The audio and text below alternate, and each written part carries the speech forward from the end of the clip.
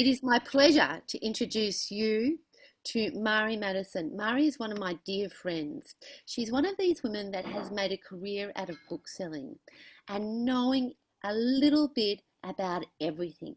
But in particular, her passion lies in the colder climates of our extraordinary world. She is the type of person that will save her money for an entire year so that she can travel to some snow-filled Alps and marvel at the type of clothes that she can wear, the layers that she needs to put on. I don't understand it, but Marie, what a treat to have you here tonight talking to the one and only Richard Fidler. Welcome, my friend, welcome. Thank you, Chris. And thank you, everyone. I am here tonight in conversation with Richard Fidler about his new book, The Golden Maze, which I knew the title of, but for some reason wanted to read off the cover. Richard needs no introduction, but of course I will give him an introduction.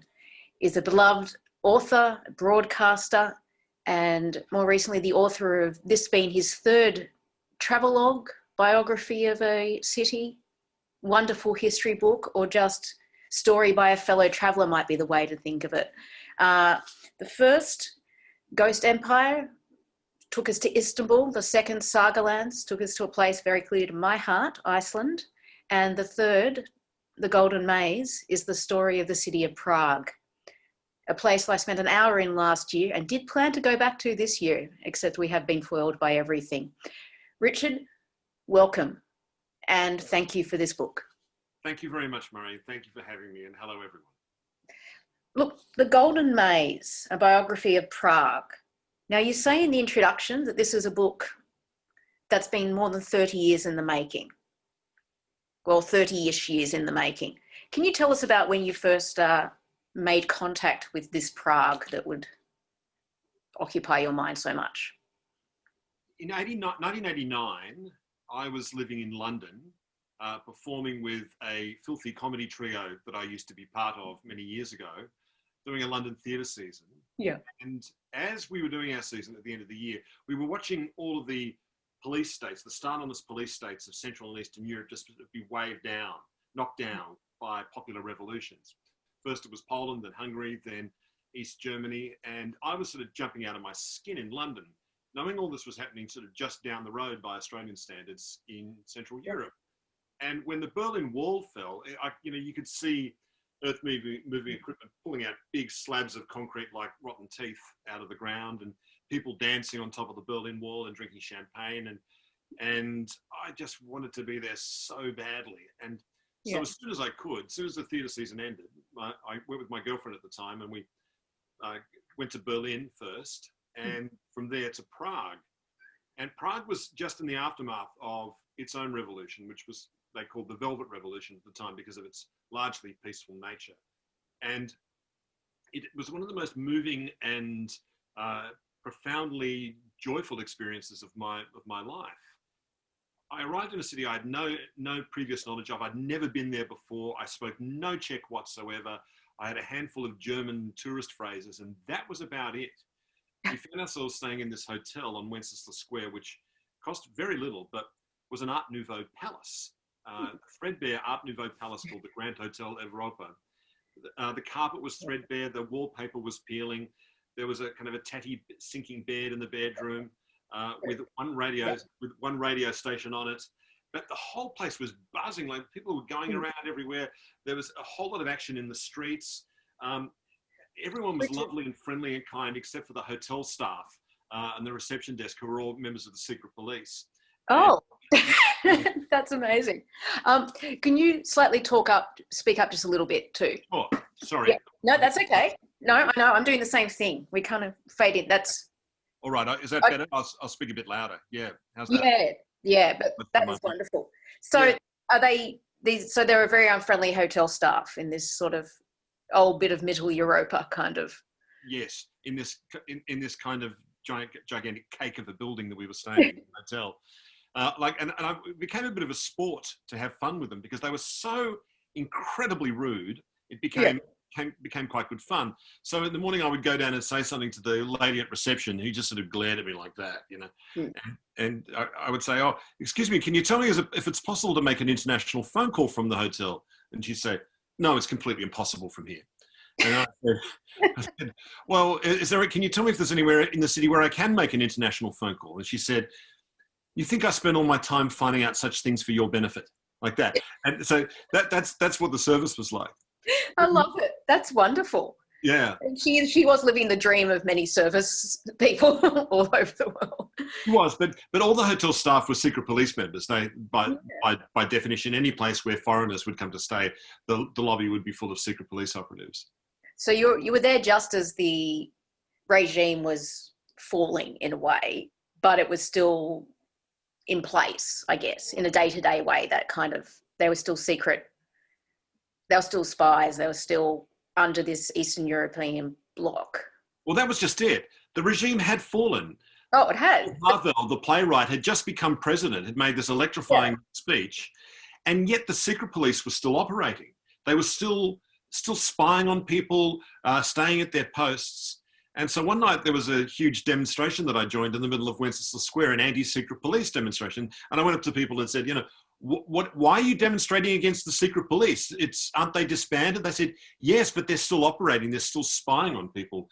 And there were worries at the time that they had secret gun caches around the city, the buildings, and were going to fire down on protesters, which is what happened in Bucharest, in Romania. But it didn't happen in Prague, thank God. There was nothing really to spoil the joy of this effervescent moment. Except people's inertia to move.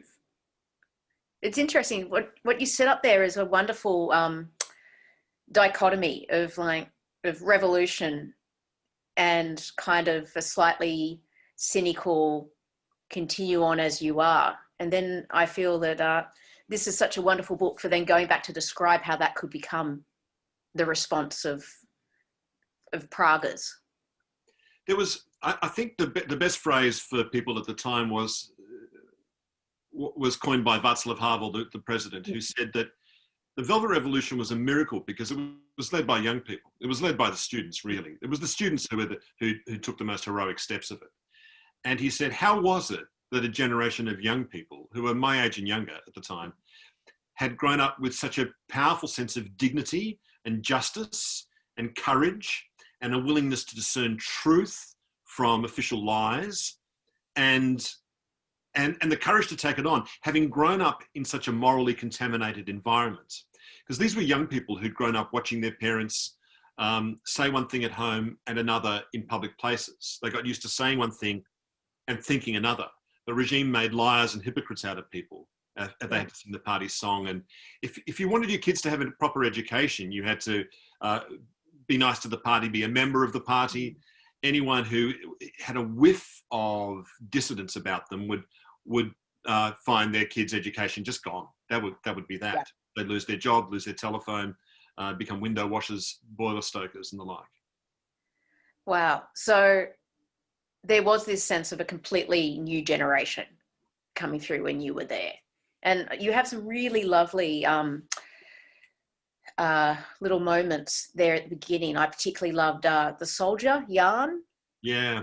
Who you run into. Can you mention that a little bit? Yeah. My girlfriend and I were there on January 16th, which happened to be that night, the anniversary of a really tragic event in Prague's history.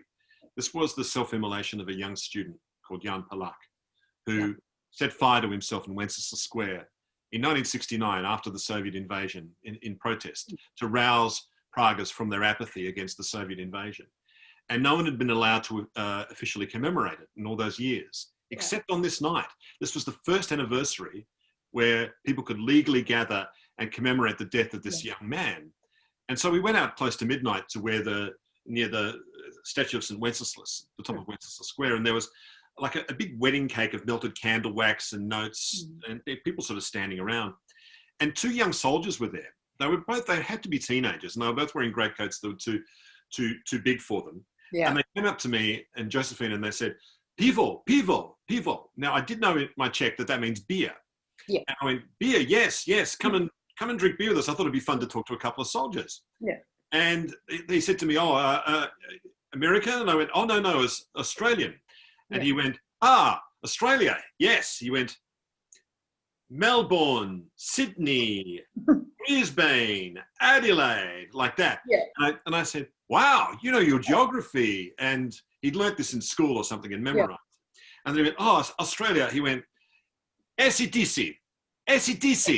And then he went going, Angus. And then he started playing air guitar in Wenceslas Square, started going, like that, and sort of bunny hopping across Wenceslas Square, which made my girlfriend crack up. And I went, come and drink beer. And then there was this other dude who was a bit creepier, this bald guy with sort of a comb over, standing with a briefcase, and he went, Kylie Minogue,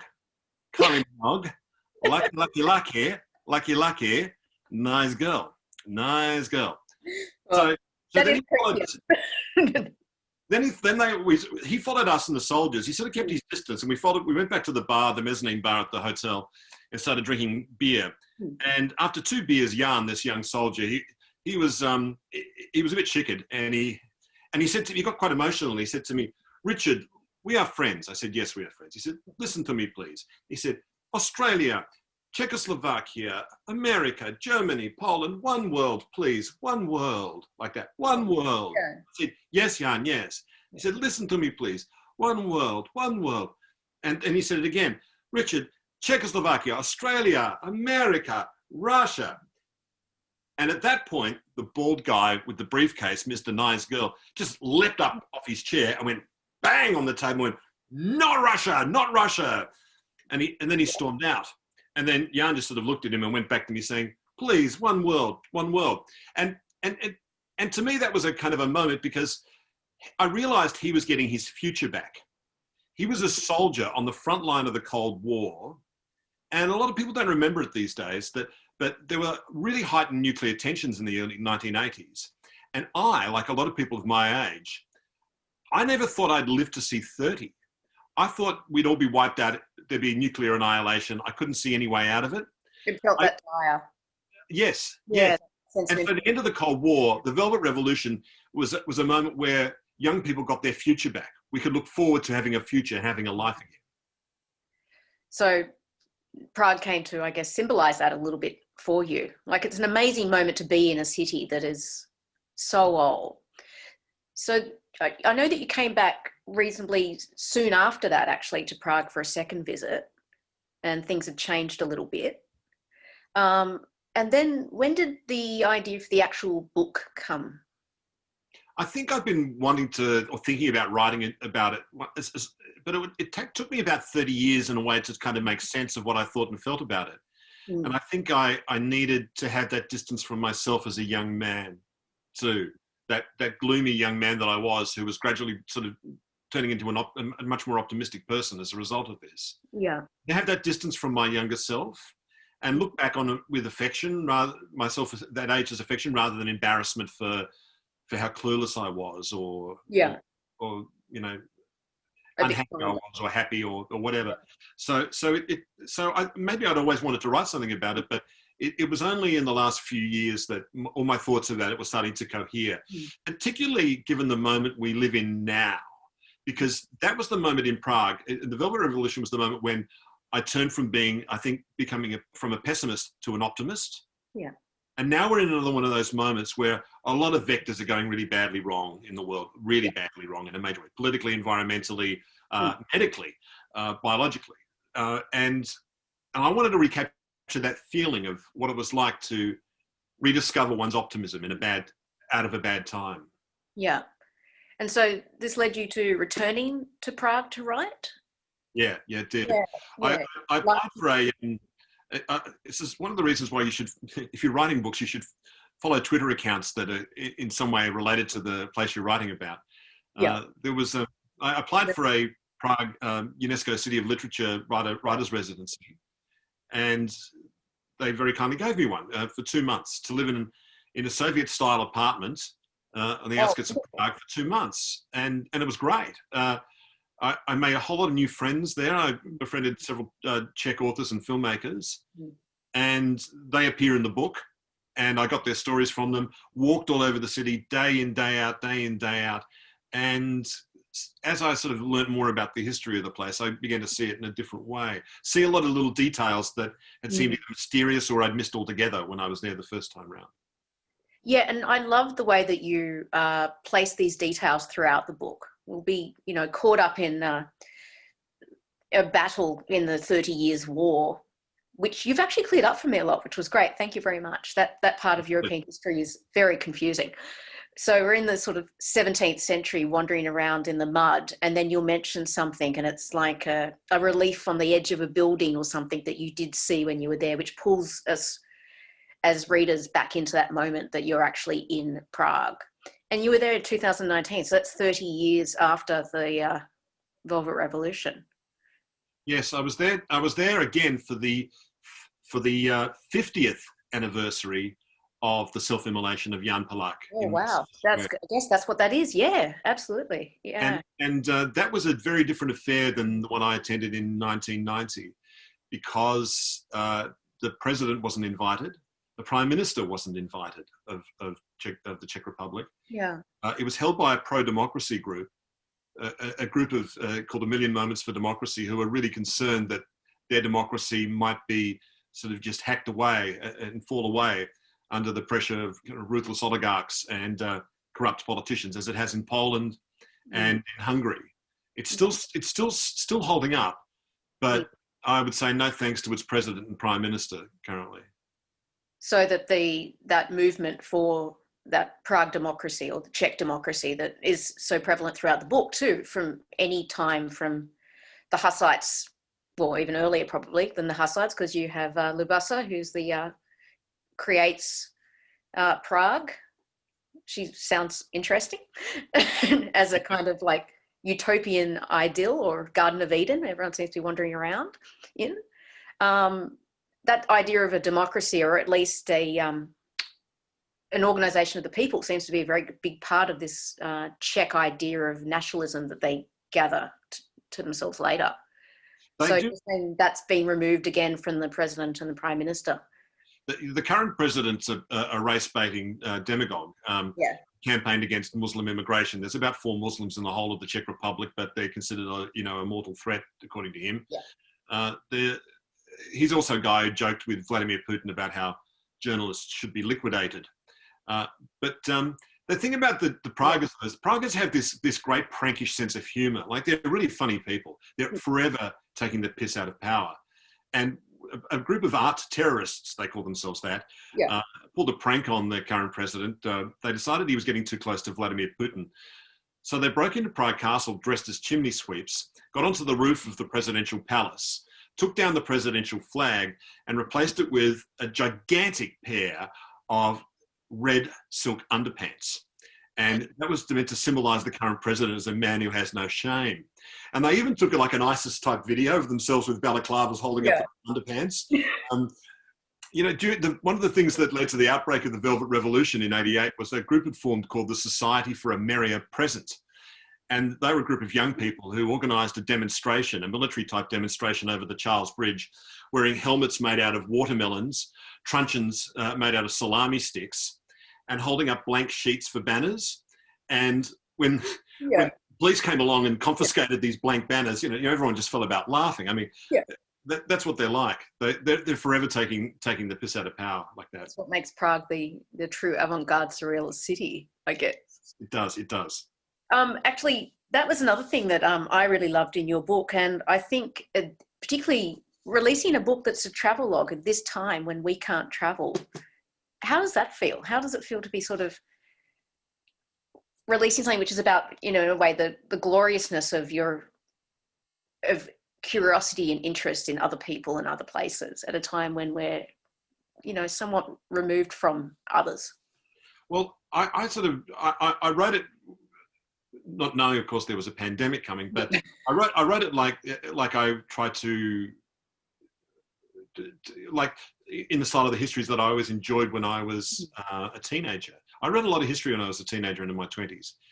My dad was an autodidact and we had a lot of shelves with history books in them and I read them. And, overseas travel was like a much rarer thing in the early 80s than certainly much than today. And, you know, when you're a young person, you're just aching to leave Australia, you're aching to travel, and you worry that it'll never happen to you. You know, that was a great thing when 15-year-olds of my generation were worried there'd be a nuclear holocaust before we could ever have sex or get to travel to Europe or America. That was the terrifying thing. So I would read. I read a lot of European and American history when at that age, just as a way of getting on the plane before I could get on the plane. Yeah. A way of transporting my imagination to these far off places, to sort of walk the streets, to be there, to sort of imbibe the history of a place and get a sense of somewhere that was a long way away from wherever it was I was living at the time. So I hope readers are able to get that same kind of effect, where you can just imaginatively travel to a place, and not just travel through space, of course, but through time as well, to experience the deep time of the history of this city. And you succeed admirably. Thank you. I mean, I loved it. I was actually planning on going to Prague this year. So I know, that's okay. I've been now. And look, you know, I got to do it without leaving Fitzroy. So there you go. But I spent an hour in Prague. That's the only time I've spent in Prague. After being told by everyone to go, I spent an hour there at the train station. And when I saw that your book was called The Golden Maze, I thought, I wonder if it's about the train station. Because Prague train station is impossible. It was a surrealist joke. I spent an hour with a group of several hundred people walking from space to space and looking up, and that would never tell you where the train was coming from. It would just tell you where you needed to go to find out where the train might then go from, if it was actually going to go from there. And so, yeah, reading this actually illuminated that train stop experience for me. I've had the same experience in the main train station in Prague. It's a nightmare. But I called it the Golden Maze because it struck me, particularly in the Velvet Revolution, as a very uncanny city, a place that felt odd. It feels like there's a sense of that the best cities, the most magical cities, have that reality gets a bit thin and becomes sort of thin and diaphanous, and something is there around the corner. There's this heightened sense of expectation you can get, particularly on a winter's night when there's no one around. Yeah. It's harder to get that these days because outside of COVID time, it's been flooded with British tourists on stag nights, you know, drinking the cheap beer. But and that's a pretty strange thing for groups of Australians to walk past, drunken Brits, and disdaining them as total bogans, you know. Yeah. We can get that anywhere. We can get that anywhere, yeah. Yeah. But Prague has that odd sense, the way the tendril-like passage of its streets and lanes that are lit to be golden at night is lovely. When I wrote Ghost Empire, it was about Constantinople, and Constantinople was built to be a mirror of heaven. And there are parts of that city where in the Hagia Sophia you can feel like heaven is very close. Yeah. Prague is similar. There's something close, but it's not heaven. It's not hell either. But it's hardly surprising that this is the city from where you get the story of a golem made of river created by Rabbi Lowe, where the world's first robot is invented, well, in a literary sense, by Karel Čapek in his book R.U.R., robot being a Czech word. Robot was a word coined by the Czech playwright Karel Čapek in the 1920s in his play, because robot means forced labor in Czech. And of course, it's the city where Franz Kafka wrote Metamorphosis, where Greta Samsa wakes up transformed into a gigantic, well, in English it's cockroach, but it's more loosely described as vermin in the original German. Yeah, I think I prefer vermin to cockroach. I've always found that hard. But I think that is a wonderful sense I get actually through reading your book, is you do weave so many stories of the people who have spoken of Prague, who've come from Prague. You know, obviously a city of artists, writers, who also seem to see Prague the way you do, as something in and of itself, not a city that they live in, but, you know, a force of its own, as you said, a sort of a diaphanous curtain behind which there is some other type of thing. You mentioned Libusha, who was the founder, the mythic founder of Prague. That itself is interesting. I think the fact that it's a woman Yeah. The city of Prague. It's not Romulus and Remus. It's not a man. It's a woman as the mythic founder, this witch princess called Labusha, who has the gift of prophecy. And according to the legend, which was written 1,000 years ago, she stood on the edge of a cliff looking over the Vltava river and said, "I see a great city. Its glory will touch the stars." And then she told her attendants to go down to the forest below on the river. They'll find a clearing where a man would be making the best use of his teeth at midday. And that's where they would found a city. And so the courtiers go down, and in the clearing they find 3 men building a house. 2 of them are having their lunch, but the third one is using a saw to hack at a block of wood, and that's the man making the best of his teeth. Yeah. And they say, "What are you making?" And he said, "I'm making a threshold for a house." Threshold in Czech is Prague, which is where Prague comes from. Prague means threshold. Yeah. And that's such a beautiful, perfectly named city. The idea it's always been seen as an otherworldly threshold where strange creatures of the imagination slip into our world. And Patrick Leigh Fermor, who wrote that book, their wonderful book, A Time of Gifts, in the 1930s, and he said he thought that Prague felt like every detail held the tip of inexplicable phantoms. Yeah. Andre Breton came in the mid-1930s, and he said it was like the magic capital of old Europe. He was astonished by Prague's surrealist beauty. So it's often occurred, as you say, to a great many visitors who've come to the city in the past. Also to its own inhabitants that seem comfortable with living in that space. I mean, the people that you talk to, and that's what I mean. It's what I love about your travelogue history, because it is a history of Prague in which we learn, 1,400-ish years, or not quite that long, maybe that long, 1,400-ish years of history. About that, yeah. Almost. Yeah, about that, maybe a little bit more.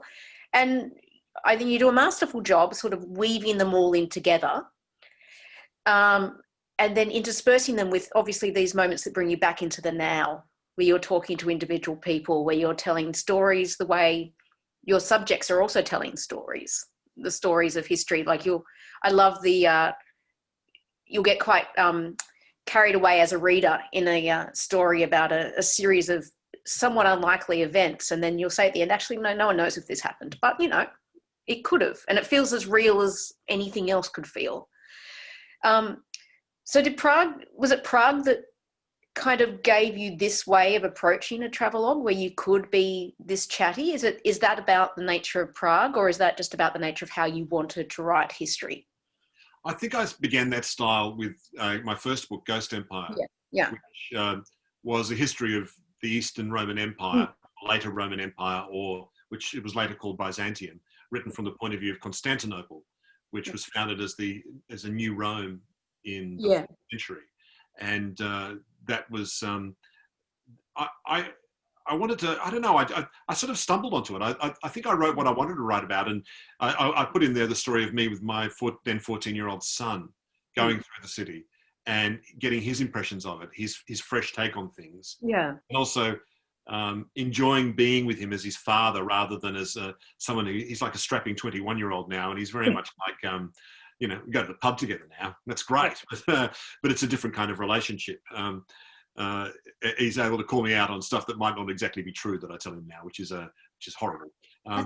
Worst thing for storytellers, isn't it? Indeed. Get in the way of the story. Indeed. So that's I sort of just hit on that approach. It also allowed me to kind of I love folk tales and fairy tales. I love putting the folk tales and the myths of a city and a place into a story. They have a certain kind of music to them, I think, which is a nice thing to sit alongside all that hard history, or the history of war and struggle and emperors and everyday people. Well, it expresses, doesn't it, the response to all of those hard bits of history. That's what the folktales are. They're our response to all of these things.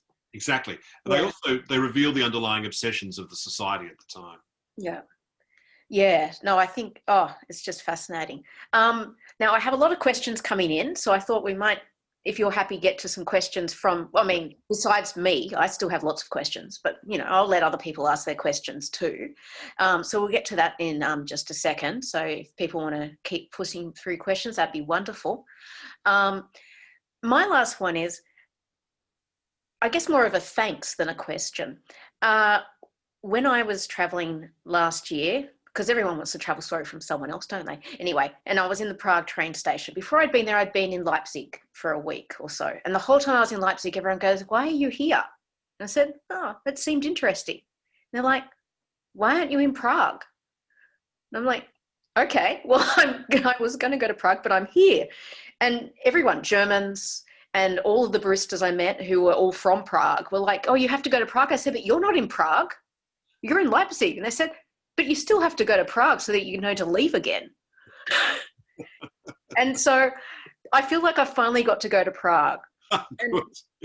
I got you out of the train station. You got me out of, look, and that took a lot of doing. That train station was hard to get out of. Me and these American nurses were very lost for a very long time. But I guess the other thing I do in preparation, I think we all often do, is we read about a place we're going to go to. As you said, it's a way of traveling before you get there. And sometimes I like to read something and kind of take a couple of questions that are just in the back of my head that I think maybe the city will answer or the place will answer. So I started reading The Good Soldier, Schweik? Yes. Schweik, that's the German way of saying it. You can say in Czech, it's Good Soldier, Schweik. Schweik. Yeah.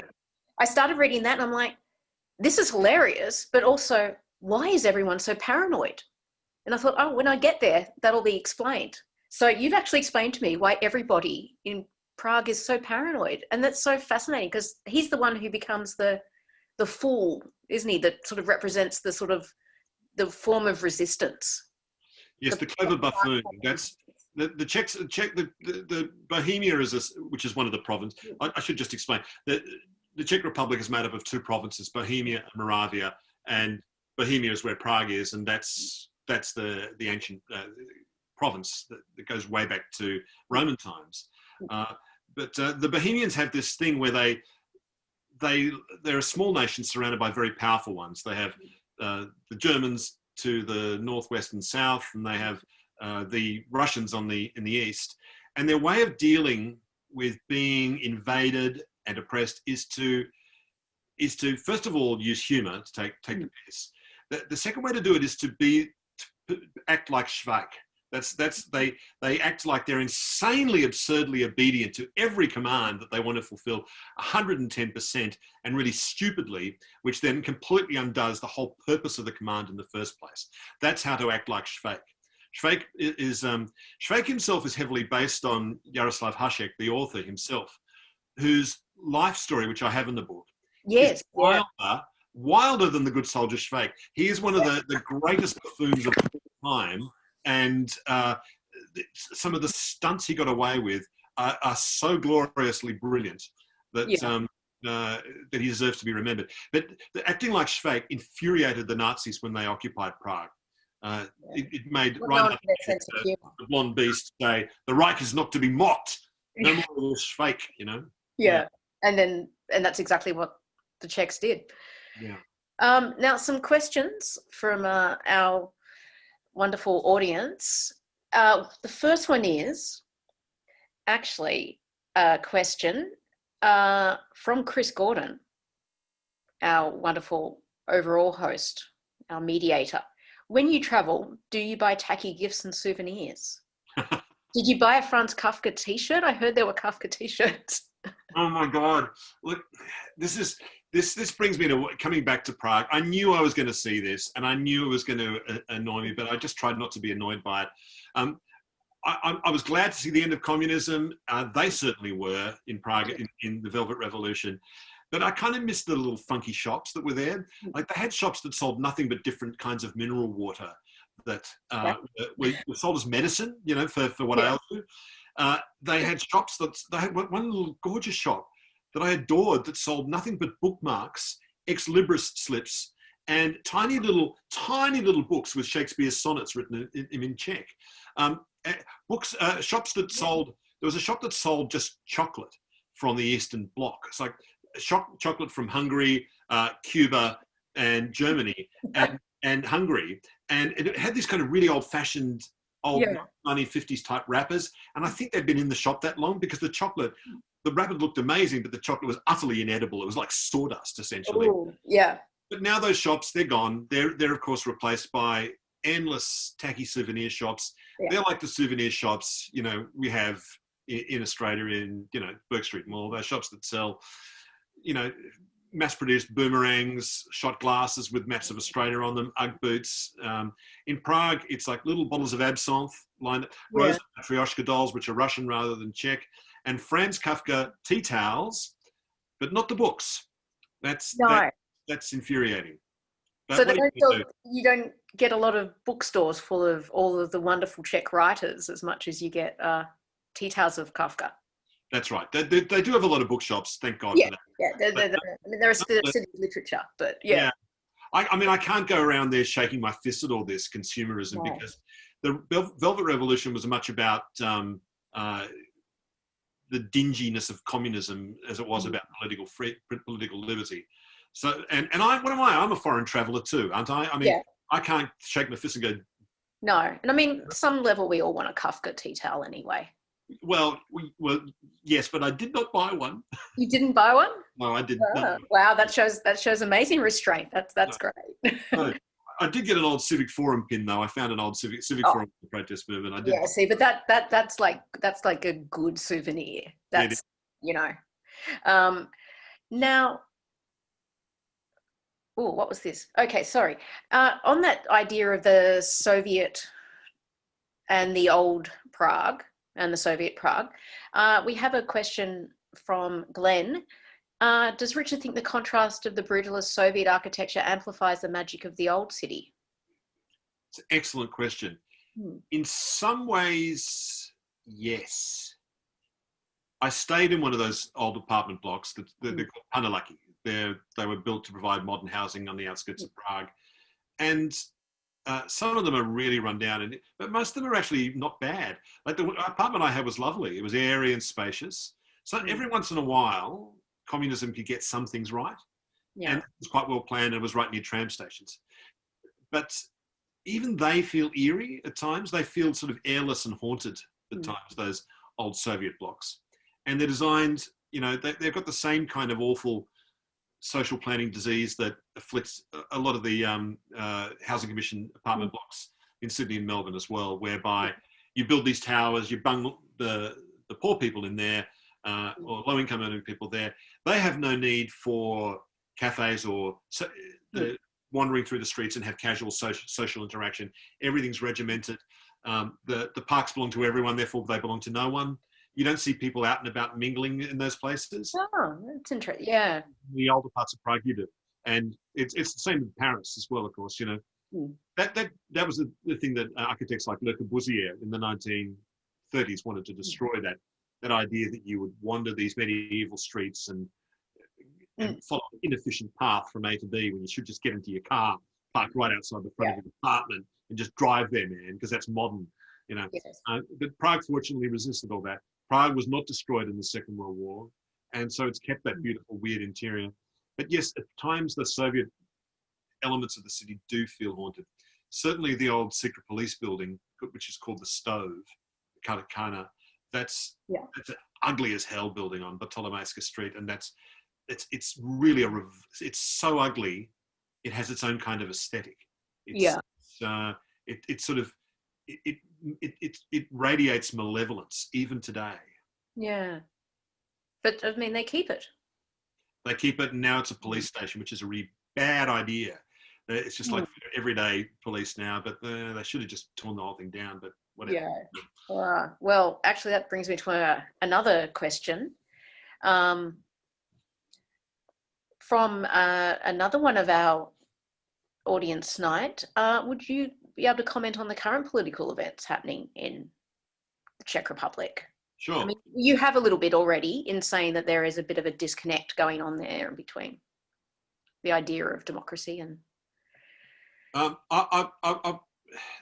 think the thing to know, I think I've come to learn about the old former Soviet satellite states like Poland, Hungary, East Germany, Czech Republic, and so on, is that in many of those states, particularly Poland and Hungary and East Germany, the talented young people have left. Gay people leave. Why would you stick around when you're likely to be persecuted, or when you're worried about being persecuted? They leave. People who've earned a medical degree or something like that, talented young people, go and live they can go and live in Germany, western side of Germany. This has left a lot of those areas feeling slightly abandoned. There are all these playgrounds there built by the EU because they joined the EU for kids, and then you don't see kids in them. But the Czech Republic's different. The young people haven't left.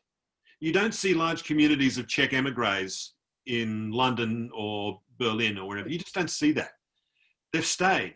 They've chosen to stay, and they're choosing to defend their democracy by and large too. Yeah.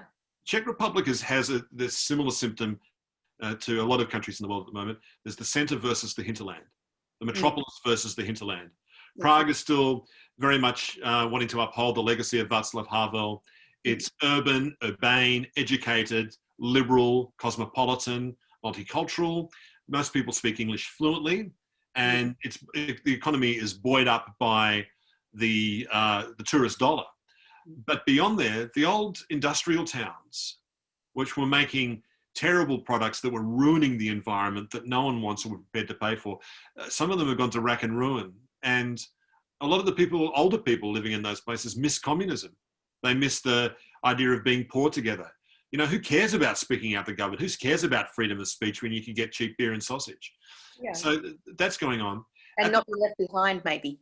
They're feeling totally left behind. Yeah. And they've got that attitude like a lot of Trump followers have in the United States. They just want to shake shit up, man, to make those up themselves people in the city pay attention to them. And it's working. So hence Miloš Zeman, the president, who's a largely ceremonial figure. He's the head of state, head of government. He got re-elected 2 years ago. The idea that someone like him occupies the position that Václav Havel, the playwright, once is enormously bothersome. But that rally I went to, the anniversary of Jan Palach's death, which was held by A Million Moments for Democracy, that was explicitly anti-Zeman and more explicitly anti-Andrej Babiš, the prime minister, the real power in the land. Yeah. The prime minister is the second richest man in the Czech Republic. He owns a large slab of the Czech media. There are very strong allegations that he was an informer for the secret police under communism, that he had several code names, and was one of those people that was well placed to take advantage of the privatizations that took place after the fall of communism. So Babiš is a controversial figure within that country as well. But I think they're going to be okay. They still have a strong sense of civic participation. They've had a long history of civic engagement with informal organizations. There's a lot of that awful term, social capital. There's plenty of that in Prague, in the Czech Republic. And I think they'll weather this storm, although nothing is certain, as we know. No. But it sounds like, Prague has up until now managed. Yes, they're hanging in there. And they've got a really cool mayor of Prague now. The current mayor of Prague keeps annoying the Soviet Union. They had all these great hooray for the Red Army statues, like Red Army tanks on display. And over time, Prague's been getting more playful with that, to the fury of the Russians. They don't want, a lot of Praguers just regard the presence of a Soviet tank memorial as an absolute abomination, given what happened in 1968 with the Soviet invasion. So they painted it pink. And the sculptor David Cherney put a giant upraised finger coming out of the turret. Yeah. And a day tank too, with all that pink. Yeah.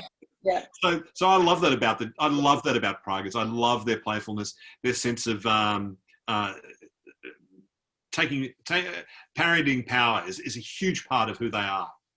It sounds like what we need at the moment. Yes. Thank you so much for tonight. Thank you for talking about it. I am getting the indication that it's time that we have to stop now, but thank you so much. It's been a wonderful conversation. Thank you for taking me to Prague in this year that I can't go. Thank you, Marie. Thank you for your lovely questions. And thank you to Christine and everyone watching. It's been lovely chatting. Thank you. What a treat, actually, everybody here. What an extraordinary Monday night that we've managed to have, even down here in Melbourne in lockdown. Thank you so much, Richard. Thank you so much, Marie. Absolutely marvellous. Hey, I want to point out to each and every one of you that we are so enamoured with Richard's writing. We are so in love with the way that he conveys words and the way that he makes the ordinary something that we want to all see, the way that he speaks to each and every one of us, that we have made his book very cheap. Very cheap at readings. It's an absolute bargain price, and that's because we want all of you to read it. It's that good. On behalf of Readings, thank you so much, Richard. On behalf of HarperCollins, thank you so much for making yourself available. What a treat. This is not something that happens to Marie and myself every Monday night, does it, Marie? No. It's back to Grand Designs for us right now. That's what we're doing. Yeah, or Escape to the Country Revisited. And let me just add, Marie, one thing, that Fitzroy is the Prague of Melbourne, without a doubt. Oh, thank you. Thank you. Well, it does often feel that way, yes. So, thanks. Well, there's lots of tea I'll take that. with different communists on it. Yeah. But anyway, bless. Thank you so much, everybody, for joining us. What a treat. To you, Richard, keep writing.